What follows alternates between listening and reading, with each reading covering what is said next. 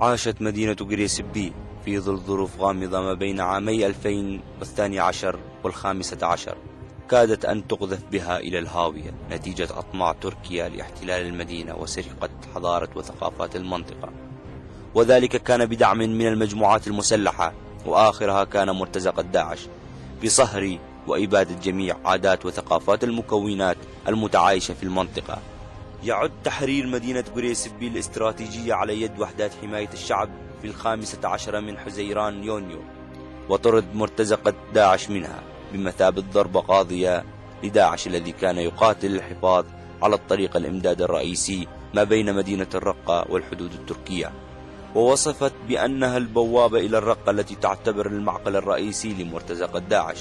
وتمثل نقطة عبور رئيسية للأسلحة والمقاتلين الأجانب،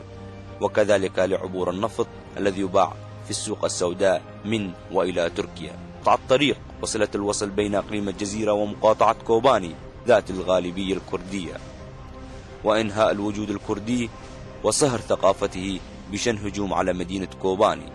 وذلك كان عبر اتفاق قد أبرم بين الاستخبارات التركية مع أمراء داعش في مدينة أقشا قلعة التركية قبالة مدينة تل أبيض، وذلك على لسان المرتزق عصام الدين عدنان أبو منصور الذي كان يشغل منصب أمير المعبر الحدودي في تل أبيض الذي كان حاضرا في الاجتماع، واعتقل فيما بعد من قبل وحدات حماية الشعب. ولأن تركيا لم تجد حليفا لها سوى داعش التي كانت تتبع سياسة الترهيب في سوريا لضرب المكونات الموجودة في قريسبي، ولكن مع خسارة داعش قريسبي أصبح الدعم تركي منقطعا. قسمت ظهر داعش ومنعوا من تهريب الأسلحة وبيع النفط والمتاجرة بسلع أخرى كانوا يتاجرون بها، وكانت النقطة الأهم بوابة لتحرير عاصمة داعش المزعومة في سوريا الرقة عبر حملة التحرير غضب الفرات التي كانت قد أعلنتها قوات سوريا الديمقراطية بعد عامين من تحرير قريسبي، وفي ذات التاريخ عبر حملة بركان الفرات في حزيران يونيو.